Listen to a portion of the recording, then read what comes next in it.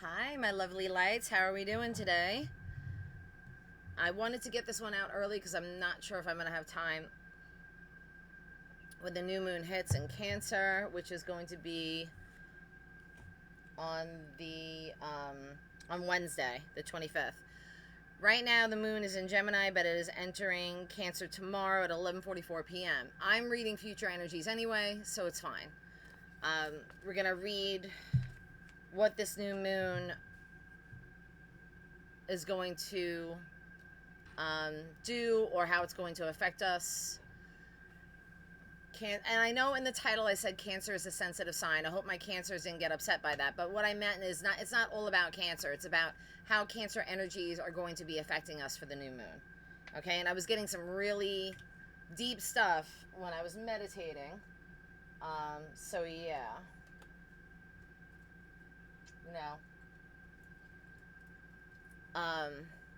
It's going to be a touchy subject for some, I'm assuming. I don't know. Maybe it won't be. But regardless, it's about healing. It's the healing process. And the whole theme, I mean, I'm just going to flow with the energy and see where it takes me. I should get my regular lighter, but I don't know where it is. I have these because of the fire pit outside, so whatever works. Or doesn't work in this case. There we go. Little sage. Oh, I love that so much. It's heaven. Whew. Okay, so let's get started.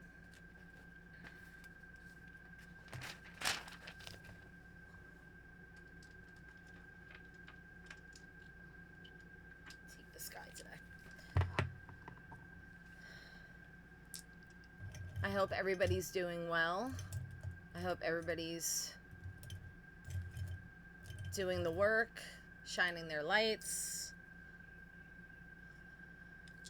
keeping it going, because it's important too, right?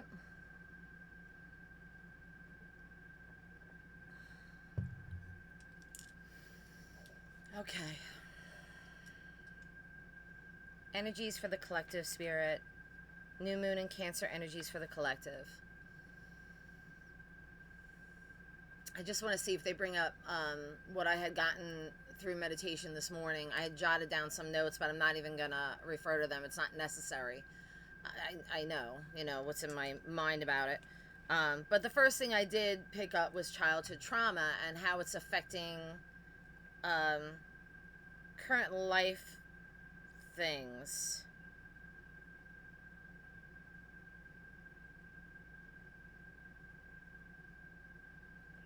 Okay, I will. Just give me a moment. I'm doing a video for my business. After I'm done with that, I promise I'll email it. Thank you so much. Okay. And I mean, it's almost akin to, well, it is. I mean, it's almost akin to like cell memory. Cell memory usually being from past lives, but cell memory from the current life also sustains within us. And so we might have triggers or signs or warnings from Spirit regarding trauma that we had gotten from our childhood. But let's just, before I get into all that, I just want to see what Spirit has to say about it. So Spirit, regarding the new moon energies for my collective, and collective doesn't matter if you're a Cancer or not, okay? It doesn't matter if you're a prominent sign, sun sign, moon sign, or whatever is Cancer. It's not about that. It's about the energies, and it's going to affect every sign, okay? That's not working. How come that's not working? It's full. Okay. See? Spirit, I'm telling you. Oh, God. All right, let's see, Spirit. What do you got for me? They're telling me to... Okay, I gotcha.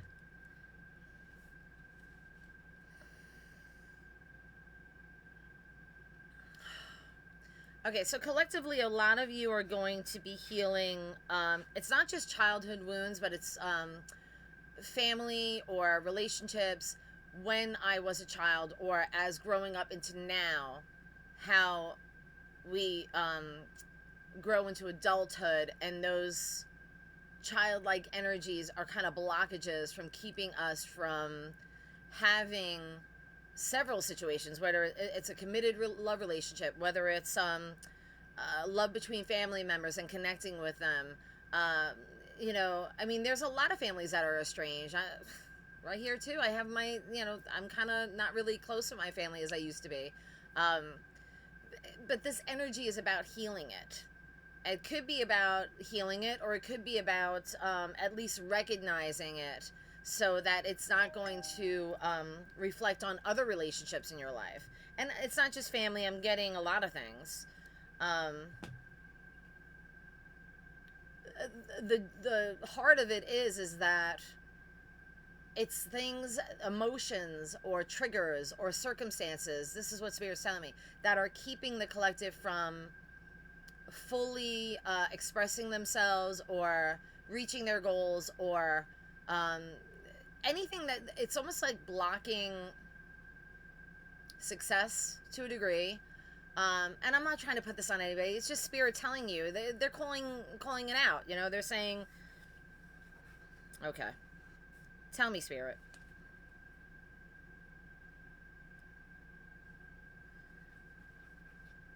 I'm getting some energies that have been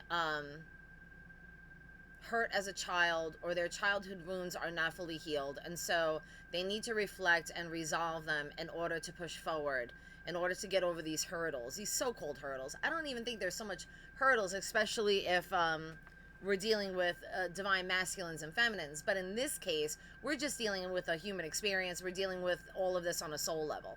So it's almost as if Spirit's saying that there's unfinished business with healing those childhood wounds.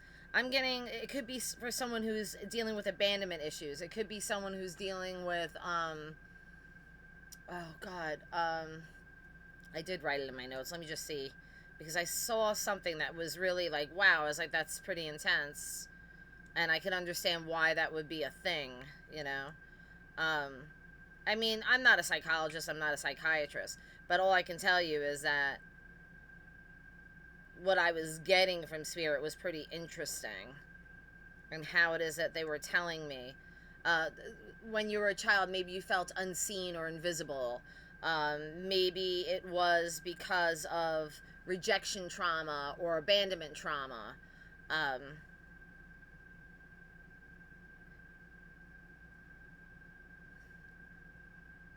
Maybe it was because you had the humiliation, you were humiliated or something, and you carry this wound about that. I'm not even going to get into, like, say, sexual abuse, verbal abuse, all those abuses as a child.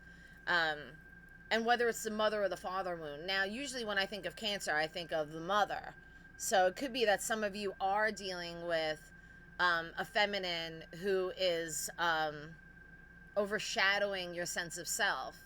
And it could be a mother. And even if the mother has passed on, I loved my mom. Me and my mom were best friends. I love my mom. And I saw my mom for who she was. Sorry for the shaking. A lot of, on a soul level, you need to understand that you have to accept the fact that our parents are human, and they were dealing with their own traumas that had been perpetuated by previous ancestors or whatever, you know what I mean? So, and the thing is, we're meant as divine beings, the ones that I'm reading, the collective, who have done the shadow work. You guys, we've all done the work, right? But now for some reason, this moon is bringing about some of these past traumatic events, and they keep cropping up for a reason. You could just be washing your dishes, and all of a sudden you have a thought about the past, and you're like, why am I thinking about this? It's Spirit's way of trying to get resolution for you by working through it. It's surprising what we bury deep within our subconscious, isn't it? It's surprising what we try to block out of our subconscious memory. But sooner or later, these things do rise to the surface because they need to be addressed in order to go forward. And this applies to me as well. So don't I, you know, I'm, like I said, this is Spirit wanting to talk about this, and they want to talk about it for a reason. So, but I am getting, I want to talk about some of the scenarios that Spirit wants to address. So let's just say, it's not even a scenario. They're saying there's a part of the collective. So these are going to be several stories that my collective possibly could be going through. If this doesn't resonate, you guys, then it's not your reading, and it's fine. Don't make it fit if it doesn't fit, right? So I am getting, there's one where I'm dealing with a masculine that had mother issues, a strong feminine, possibly somebody who maybe divorced, comes from divorced parents, possibly somebody who is dealing with a woman who maybe was verbally abusive, or kind of picked on this masculine about how they looked, how they dressed. Because if you're dealing with a mother figure who was wounded or traumatized by men in her life, she's going to see every man as problematic. And I kind of feel like that's the scenario that I'm reading right now about this circumstance or this situation. So I'm getting somebody that is still the funny thing is, I feel like this person, whoever this is in the collective, I feel like this divine masculine has kind of won at life. Like, he's done very well for himself. He could be like a CEO. He could be very well off. He probably has his own business. He's succeeded because of his treatment from his mother figure, and was pushed in such a way, or hurt, I hate to say it, but almost hurt in such a way where it helped him build himself up to be like, well, maybe now I finally won her approval. Look at what I have. Look at what I've accomplished. Look at what I've done. But the thing is, it's not about that. The fact of the matter is, if you're dealing with a karmic mother, or even if you're dealing with a sociopath, psychopath, or a narcissistic mother, it's something that you'll never win that. You know, there's no winning crazy, right? So I am getting that there's a divine masculine that has to heal from this and let go of this mother figure who has been nothing but a thorn in his side, really, and keeping him from his full potential, whether it be like dropping seeds of doubt, dropping seeds about their how they're looking, what they're doing, who they're married to, who they're dating, how they're living their life, how they're what they're eating, just anything, everything and anything. I'm getting this feminine, this dark, narcissistic mother figure who is perpetuating these wounds. And I almost feel like this masculine actually defended himself. Maybe he even cut himself off, but it doesn't mean the wounds aren't there. And they resurface in the form of other women in his life. And so he will never have that loving connection with a feminine, even if she's not doing anything compared to what he dealt with this mother figure. It still will raise the question. It will still be a trigger. I mean, this woman, it's going to keep him from having the love that he deserves. And that's why Spirit wants to jump in and say, there's a lot of healing that needs to be done with our divines, because they're still dealing with childhood wounds that we are trying to bring to the surface through memories, through encounters with others, through signs like patterns, things like that, of that nature. So I am going to feel like these wounds can be healed, but they need to be recognized first. They need to be addressed. And then whether or not you need therapy or you need to just work through it yourself, that's fine. I'm all about self-healing. But I mean, sometimes we do need help, you know? So, but I am getting this divine masculine is not going to actually be able to love anybody else because he hasn't really loved himself fully yet. And that's what makes me sad, because it's really not even his fault. It's from this mother figure, this mother wound that he had received when, and it doesn't matter what age, it could have been possibly when he was going through puberty, because that's when we're changing, we're growing, we're evolving. And I also feel like it's strange energy. It's almost like this mother figure wants to keep this masculine to them or tied to them for some reason. Whether or not it's because they're afraid they're going to find someone else and not take care of the mother as she grows on in life, or whether it's because she doesn't have a lover and so she's expecting these kind of energies from the son. Obviously, it's not, I mean, I don't want to get into Freud and all that stuff, but I'm not getting that deep. But what I'm saying is I feel like this mother figure for this divine masculine has really created so many obstacles on his path to divine love and partnership that it is really affecting his interpretation of women on the whole. And so, I mean, there's a lot of divine feminines that are still waiting for their partners, and this could be the reason why. They're trying to heal their partner, or their divine masculine is trying to heal their mother wound. Now, let's switch gears and talk about the divine feminines for a second with the father wound. And it could be switched, by the way. You know, I'm just using it as an example, or spirit is, to be honest with you. They're talking through me here. Remember, it could be, maybe it's a divine feminine dealing with the father wound. Maybe it's a divine masculine dealing with the father wound. Maybe it's vice versa.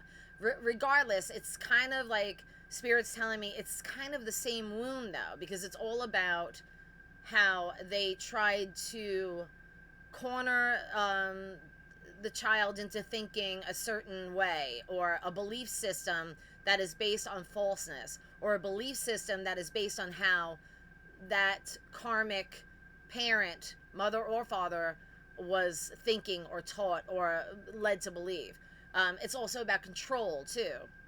Controlling where their child is going, or their belief system, so that, of course, the parent is on a pedestal and will continue to be treated as such by the child.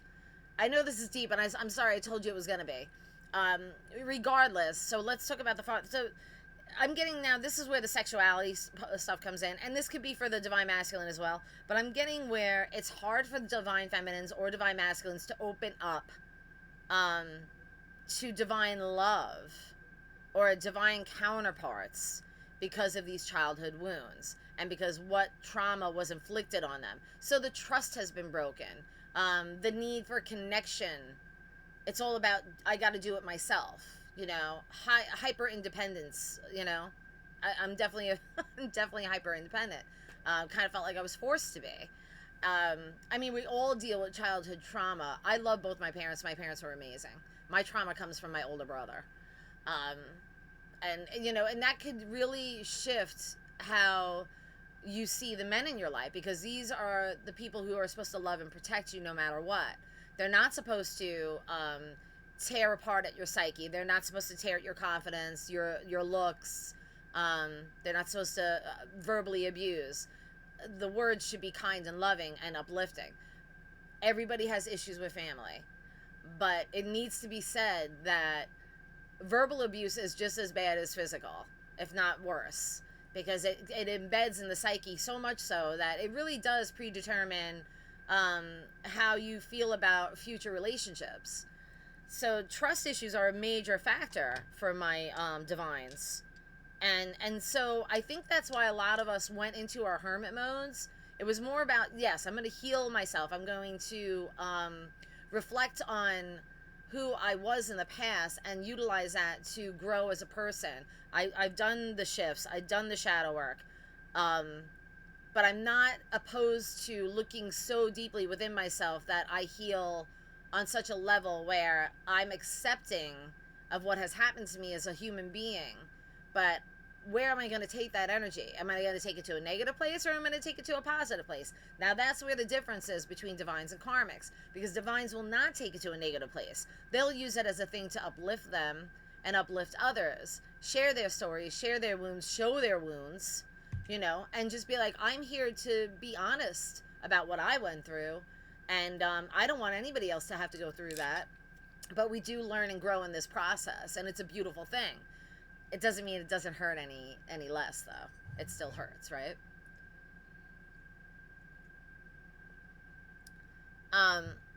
Now, a lot of people in the spiritual, I'm calling bullshit a little bit on this. So, and this is just my thought process. You know, I'm not saying you guys, to each his own. But a lot of people feel like, oh, you have to have forgiveness in your heart, and you have to let it go, and la la la. Yeah, you can have forgiveness in your heart, and you can try to forgive them or be in the process of forgiving them. But full forgiveness, I'm sorry, that doesn't happen until we cross over and we're on the other side, and, you know, we're going to review our charts, and then we'll talk about forgiveness.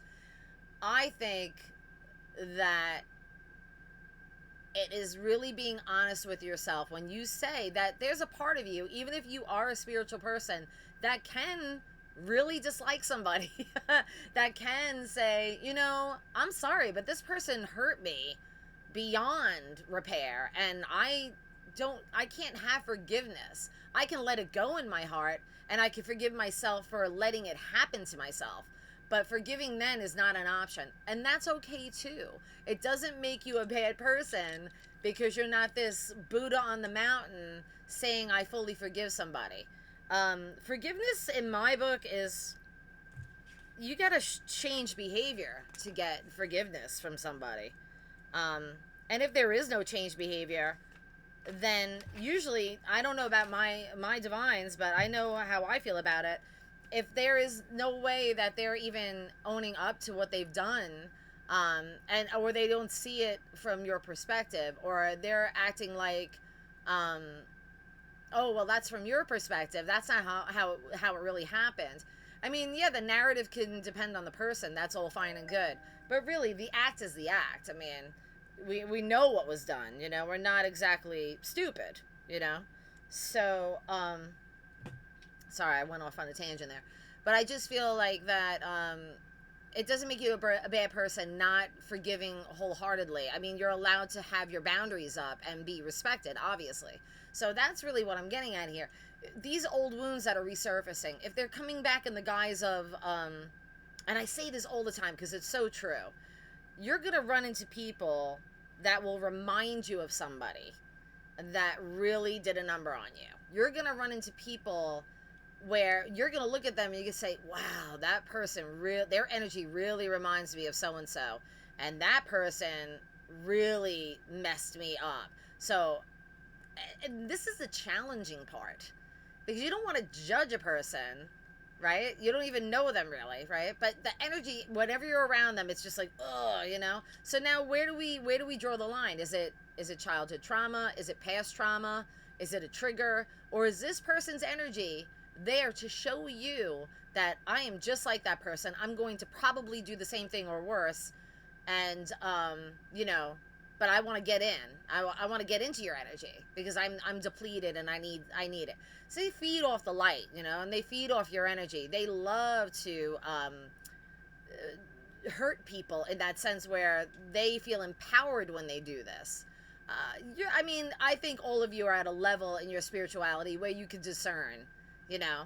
And I also feel like your spirit guides are with you, and your angels, they're protecting you. So they're showing you these energies. They're showing you these kind of deja vus in a sense, right? Of these people that you're meeting in your life, and you need to trust it, and you need to just listen to your gut. I'm telling you right now, every time I didn't listen to my intuition about a person, I got smacked in the face for it. And I've learned it took a long time, but now I'm not a fool. Not like how I was back in the day. I was so trusting and naive and just really open to giving people chances, you know? Like I used to have this thing where I'd give people three shots and you're out, you know? I don't do that anymore. It's like, it's basically one now. It's going down to, sometimes they don't even get a shot, you know? So, and that doesn't make me messed up or anything like that. I just think that you learn, you know, as you get older, you just learn and you know people and you understand the energies better and you're trusting your intuition and you're following that. So you're not going to be a fool, my divines. You're not going to be a fool, but I do feel like some of them are hard to stay away from. So, especially if it's family. I mean, I have some family members I'm not going to mention, but it's weird, like, they just keep calling or contacting, and it's like, even though I'm shocked, like, it's just like, get the hint, you know, kind of thing. Even for old friendships, you know, those kind of things. And you're going to find that even if you cut someone off, they want to get back in. They're going to try and find a way. Or they're going to try and find a way to upset you or say something because they want to spin your wheels. They want to upset you. They want to bring you down a notch. They don't want you evolving or moving past or healing, right? They don't want that because they're not healed. They're not fully healed. You know what that's saying? It's an old saying, misery loves company, and it's true. It is so true. Misery does love company. And it's sad, really.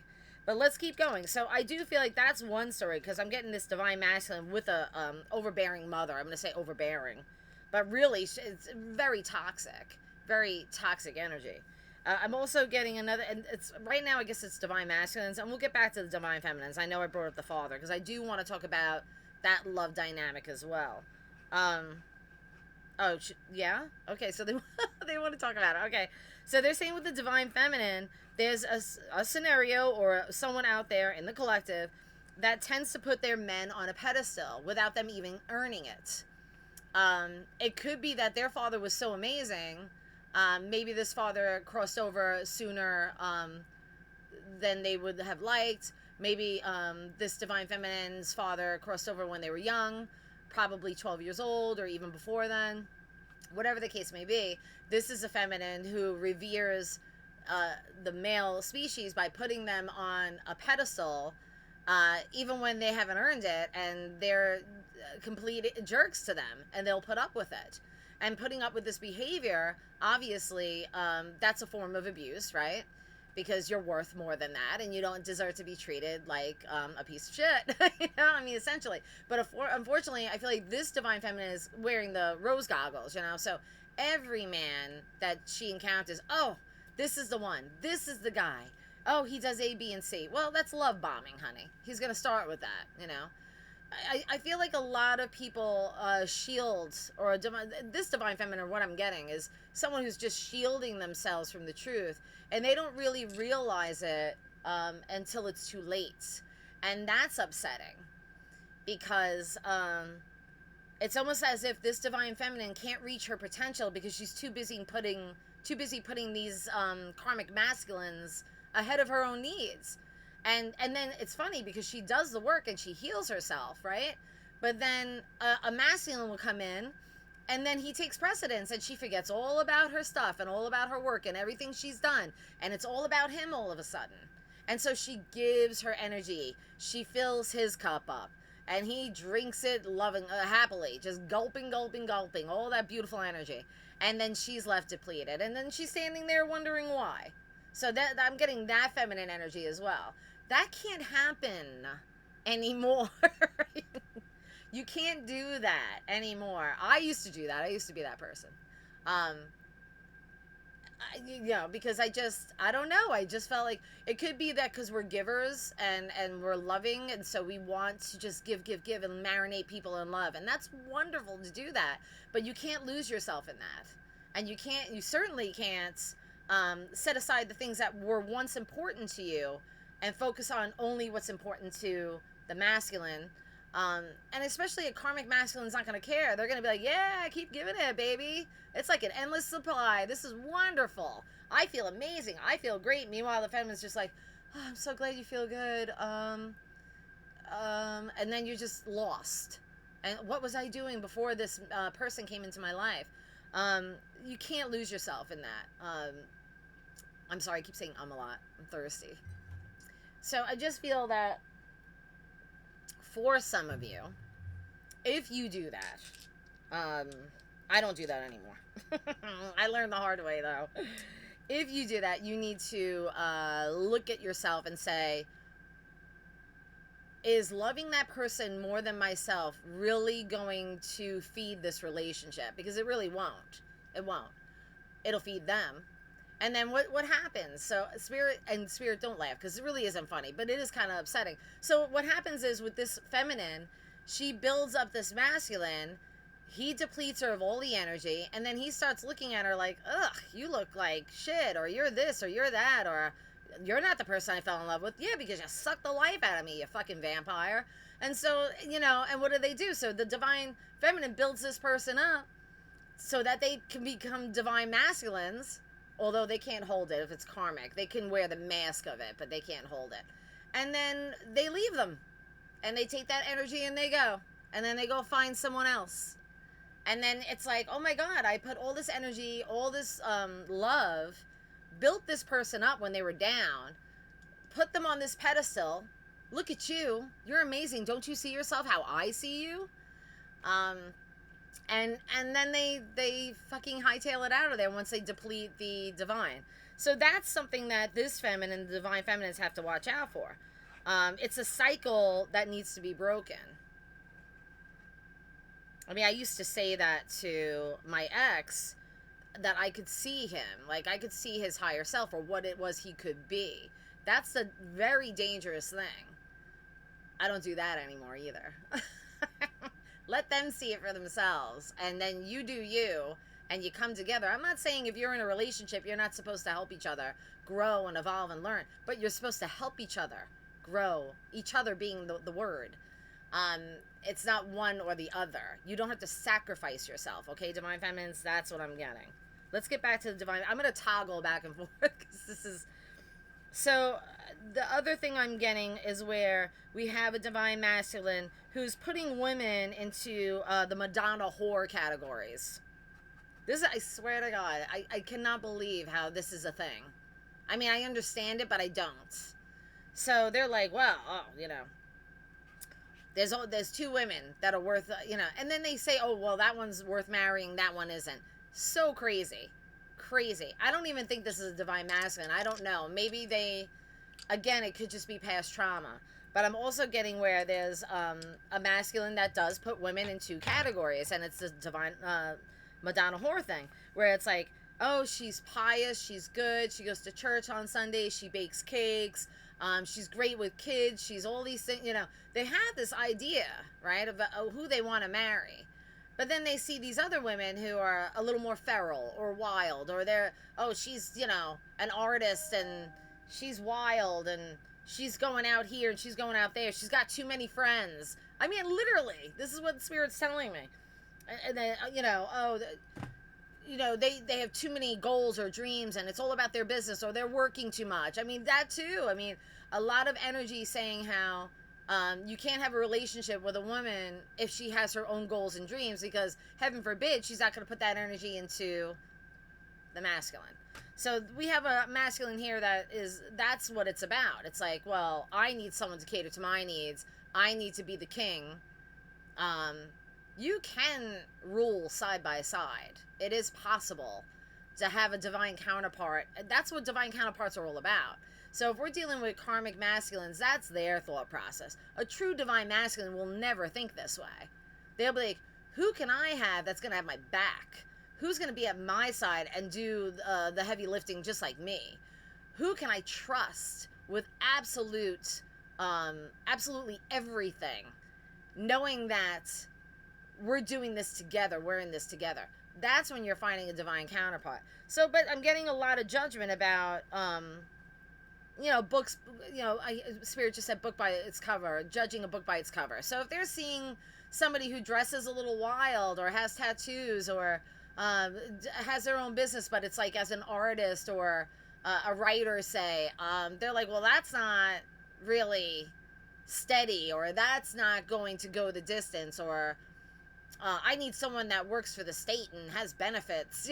It's so it's crazy to me. Like, I'm getting that energy where it's like this judgment, and then it's like, you don't even know this person, and you're just basing it on what you're seeing. Oh, they're too hot.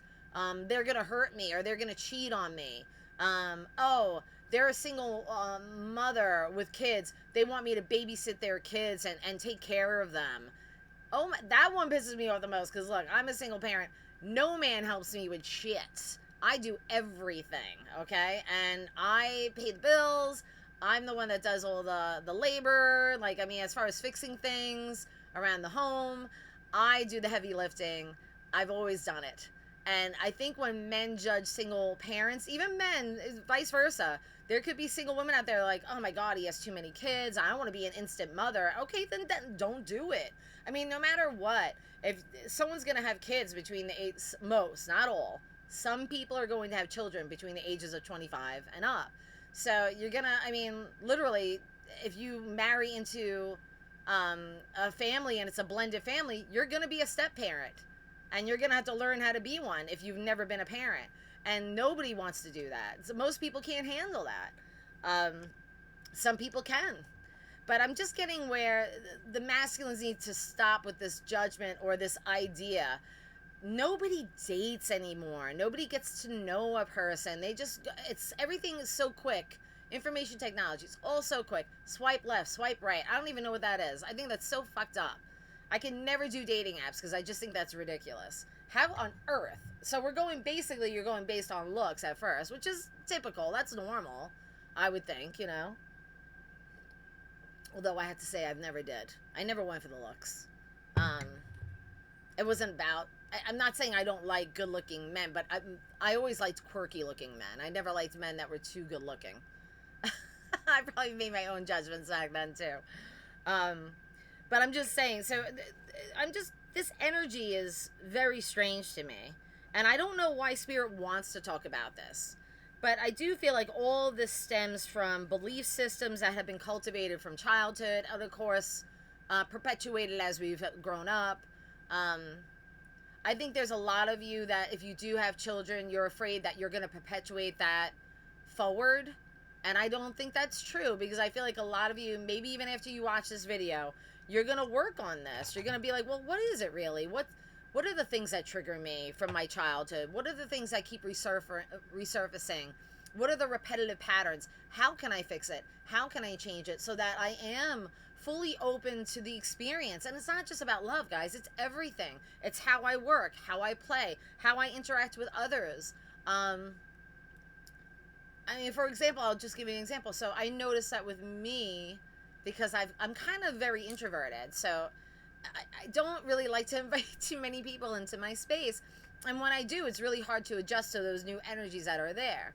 But I was actually surprised by myself, because I had my friend Georgia and her boyfriend, and then I think her nephew, and then there was another couple, and it was just me and my son, and we're all hanging out. It was great. I had so much fun. It was nice to see their different personalities and how we were all bouncing off each other. So you have to be open to the experience, but you have to trust also that if you do see something that triggers you, you know, obviously when you first meet new people, you don't want to be like, oh my God, that guy's an asshole, or how can he say that? You have to kind of self-reflect and say, is it something that I've experienced in my past and it's triggering me? Or is it something they have experienced? And so they're kind of mirroring this, or they're reflecting, or they're, it's not really who they are, but yet they're expressing it. It's like walking on, I don't want to say eggs, because I was going to say landmines, to be honest with you. Because if you don't, you have to give people a chance, is I guess what I'm saying. You have to realize that everybody carries some kind of trauma. You know, when I see these people are like, no, my life is great, everything's wonderful. It's like, I call bullshit. Okay, I really do. It's great that maybe it is now, but you're going to have moments, I don't care, till the day you die, that childhood trauma will resurface in another form. Nobody fully heals in their life cycle. Okay, you don't get fully healed until you're on the other side. Crossover, reviewing your chart, and trying to understand the nuances of your life. Okay, so there's no pressure here. I'm not saying you have to get healed, and no, I mean, fuck that shit. I'm constantly evolving, growing, healing. That's what you should be doing. But I'm just saying it's time to recognize it, so that it doesn't keep you from your life purpose. It doesn't keep you from the love that you crave or desire if you're single. And it doesn't keep you from the influx of abundance or great health, great wealth. It shouldn't be a block. It should just be something that propels you forward. And when you recognize it, and then you say to yourself, yeah, you know, I do that, and I recognize this, and in the future, I hope I recognize it again, so then this way I won't react, or I won't become defensive, or I won't perpetuate it forward, so that my child sees that behavior and carries that forward in his life or her life. That's not what we want to do, right? We want to end that cycle. The karmic cycle ended, honestly, when all of us as divines did the work. That's already ending the cycle, but I'm talking about the childhood wounds. I'm talking about the cell memory that is still kind of embedded into our, I always call this the schematic, the body, whatever, the soul, the spirit, because there's layers, right? Etheric, right? So we are a beautiful work in progress. And we shouldn't judge, and I don't mean to sound, if I do sound judgmental about the karmics, I don't mean to, because they're a work in progress as well. They're just at a different vibration. And I say that all the time. So please understand, I'm not ribbing on anybody here. It's all about evolving past it and growing and learning. And while the divines may be up here and the karmics are here and they still got to catch up, that's fine. They're at their level of learning, which is how it should be. Whew. Because it's just like, all right, what next, Spirit? All right, they want to bring in a love scenario, and literally, we're at 40 minutes. I'm trying not to make it an hour. It probably will be. So,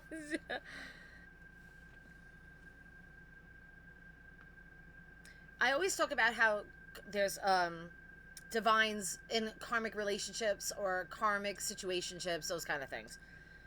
Obviously, if that is the case and they're unwilling to let go of the karmic, on a soul level, they must know that there's still work to do, either for themselves or with their karmic. Um, and it could be that they met their divine counterpart, and they can't be with them.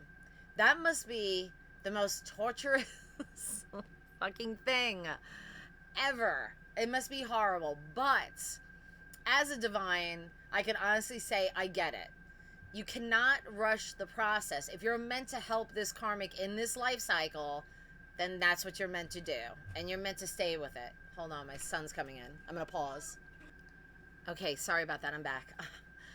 All right, so I kind of don't remember where I left off, but I kind of do. So let's just go. So Spirit was telling me, okay, so if you, it must be horrible if you are a divine that is with a karmic or in a karmic relationship, because it could go one of two ways. Either you need to work out the karma or the karmic lessons in this relationship, or you could do what I did, which was, you know, if you see you're in a karmic relationship and your karmic is repeating the same old cycles, they're not changing, they're not making an effort to change. In the beginning, you might put up with it because you're like, well, we're together. And for better, for worse, I said I was going to do this. But the thing is, if you've done this for 10, 15, 20 years, you have to say to yourself, is it stopping my spiritual growth, though? Am I willing to sacrifice that to help this other spirit evolve with me? But they're never going to be evolving at your level, though. They'll always be there because they have lessons to learn.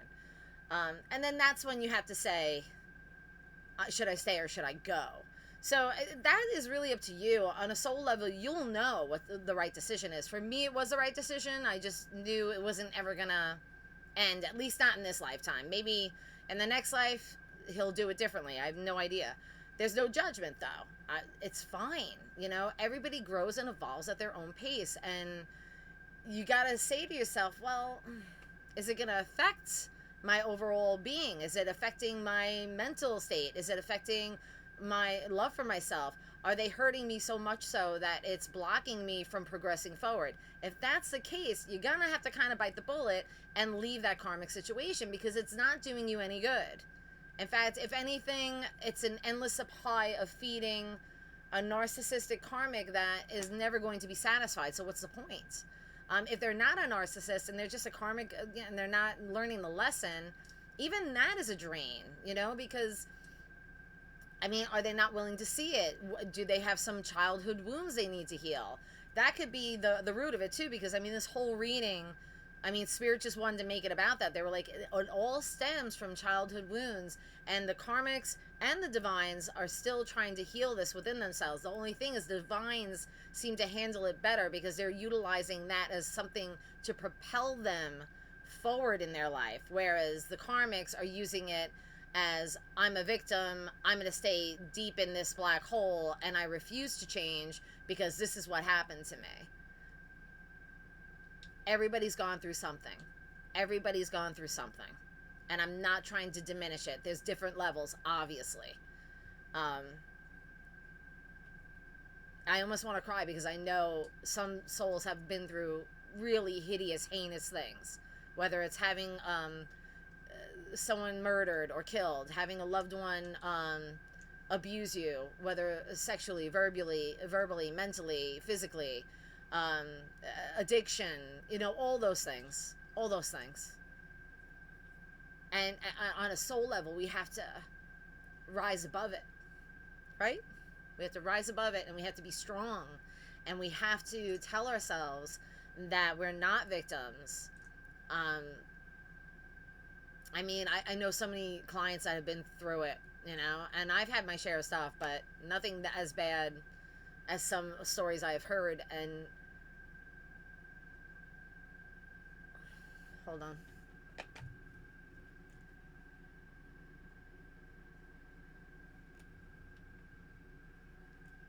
Okay, I don't know if you guys even got all that. I don't know if it recorded it because I just saw that the speaker was off. I'm so sorry. So, I'm going to do a second video because I want to see where this one stopped recording. Okay, I'm gonna, dang it. All right, let me see. I'll do a second video. Okay, we'll do a part 2. Sorry, guys.